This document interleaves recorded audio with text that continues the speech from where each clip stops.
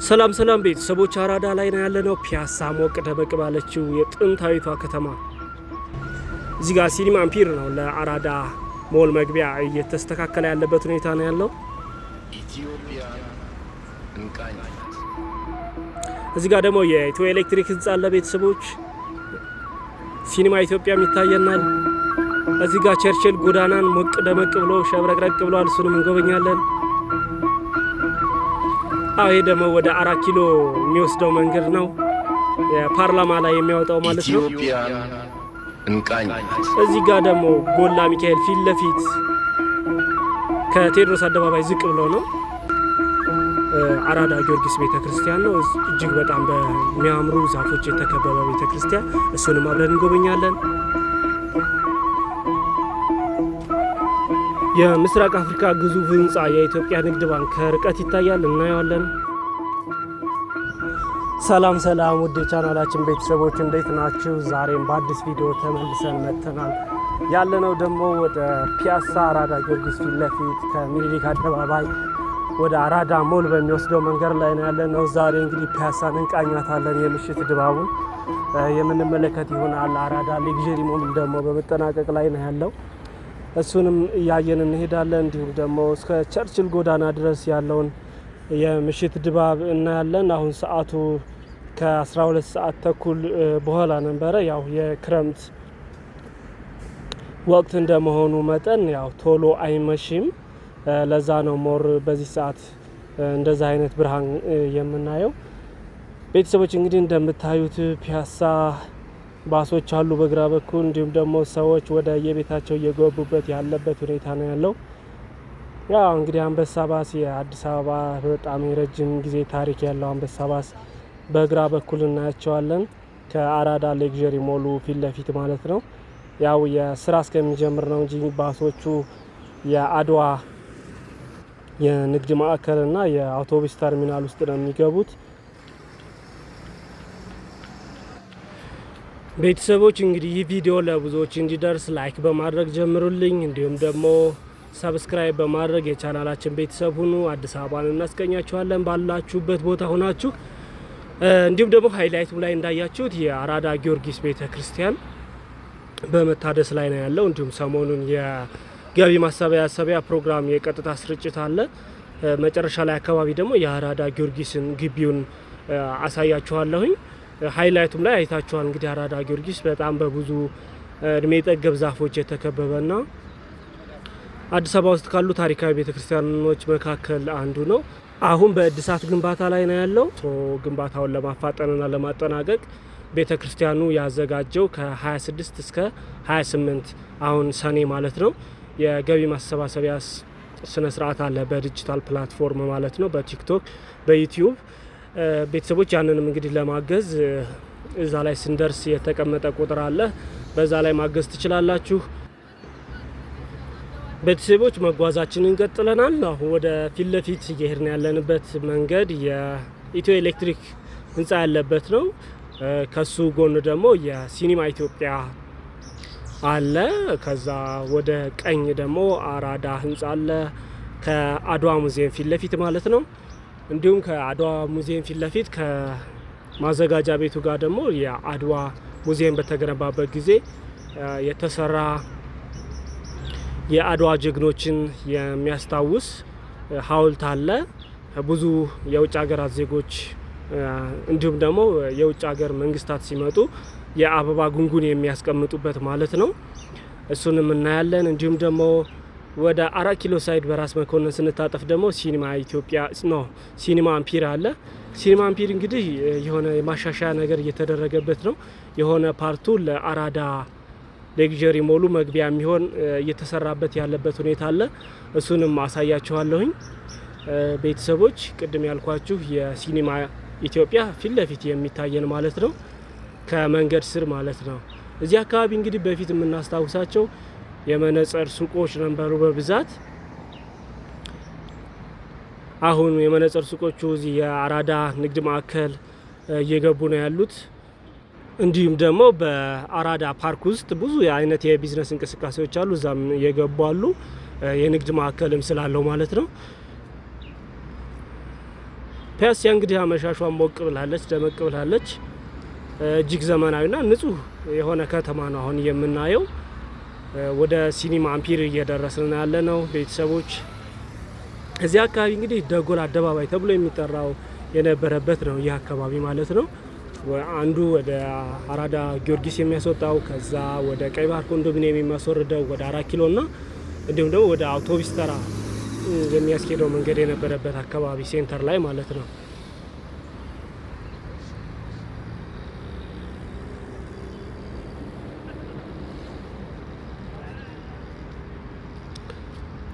አሁን እየተሻገርን ነው ወደ 4 ኪሎ።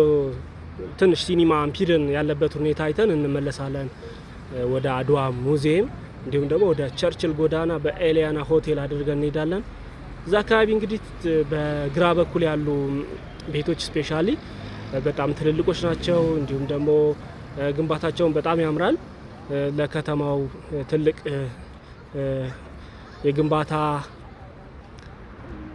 ይዘት ያላቸው ናቸውና ያምራሉ። በእነሱ አድርገን ነው ወደ ታች የምንወርደው። በኤሊያና ሆቴል ሳይድ አድርገን በቀኝ በኩል ያሉ የፒያሳ ህንፃዎችን እየቃኝ እንሄዳለን። አሁን ቤተሰቦች እንግዲህ ሲኒማ አምፒር አካባቢ ደርሰናል። ከላይ በኩል የምናየው ማለት ነው። ሙሉ ለሙሉ የሚፈርስ አይመስለኝም። የሆነ ለመግቢያ ያክል ነው በመሀል ላይ እያስተካከሉት ያሉት። ያው አራዳ ሌክዠሪ ሞል እንግዲህ በሳይዙም በሚሰጠው ፈንክሽናሊቲም በጣም ትልቅ ነውና አካባቢውን ስለያዘው በዚህ አካባቢ የመግቢያ ለማመቻቸት ይመስለኛል በዚህ እየተቀደደ ያለው።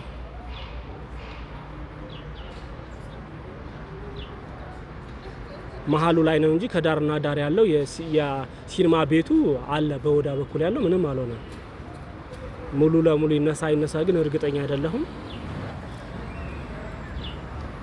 እንግዲህ የአራዳ ሞል ነው ፊት ለፊት እያየን ያለ ነው። የአራዳ ሞል እንደምንመለከተው የመስታወት ገጠማው ተጠናቋል። የአልሙኒየም መግጠም ነው የሚቀረው እንጂ ኦልሞስት በ2019 በባለፈው በቱሪዝም በተያያዘ ክቡር ጠቅላይ ሚኒስትር ዶክተር አብይ አህመድ በሰጡት መግለጫ በአዲስ አበባ 4 ሞሎች እንደሚመረቁ ተናግረው ነበርና አይዶን ነው ሶስቱ እስካሁን አላወኳቸውም። አንዱ ግን አራዳ ሞል እንደሆነ እርግጠኛ ነኝ። አራዳ ሞል እንግዲህ ለየት የሚያደርገው አንደኛ ሳይዙ ትልቅ ነው፣ ሁለተኛ ደግሞ በዚህ በሞል ውስጥ የሚኖሩ ሰርቪስ አይነቶች በኢንተርናሽናል ደረጃ የሚታወቁ ብራንድ ያላቸው የሱፐር ማርኬቶች እንደሚገቡበት መረጃዎች ያሳያሉ። ስለዚህ እዚህ አካባቢ ደግሞ ከፍተኛ የቱሪስት ፍሰት ያለበት አካባቢ ነው። እሱም ደግሞ የሆነው አንደኛ የአድዋ ሙዚየም ከተገነባ በኋላ የኢትዮጵያውያን አባት አርበኞች ያስገኙትን ድል የተዘከረበት ትልቅ ሙዚየም አለና እሱን ለማየት ብዙ ቱሪስቶች ይመጣሉ፣ ስፔሻሊ የውጭ ሀገር ቱሪስቶች። ስለዚህ እዚህ በሚመጡበት ጊዜ ሾፕ አድርገው የሚወጡበት ይሆናል ማለት ነው። ስለዚህ የተያዘ የኢኮኖሚ ሰንሰለት ነው ማለት ነው የሚሆነው። እዛ ጋ ሙዚየሙን ይጎበኛሉ፣ ጎብኝተው ደግሞ እዚህ ጋር ሾፕ ያደርጋሉ። ስለዚህ ያው ኪሳቸውን እየፈታተሽ ኢኮኖሚያችንን እናሳልጣለን ማለት ነው። ይሄ አሁን ሲኒማ አምፒርን ከላይ ሁኝ ያሳያችሁ ነው። ቅድም ፊት ለፊት ያሳያችሁ ማለት ነው። በዚህ በኩል ስናየው የነበረው ይሄኛው ነው። ኦኬ፣ እንደዚህ ነው እንግዲህ ያለው ነገር ቤተሰቦች።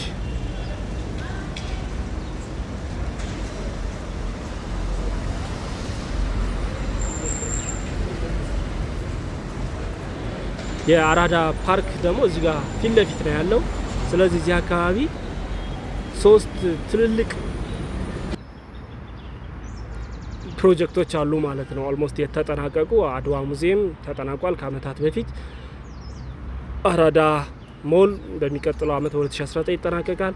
አራዳ ፓርክ ደግሞ በ2018 ተጠናቆ ተከፍቷል።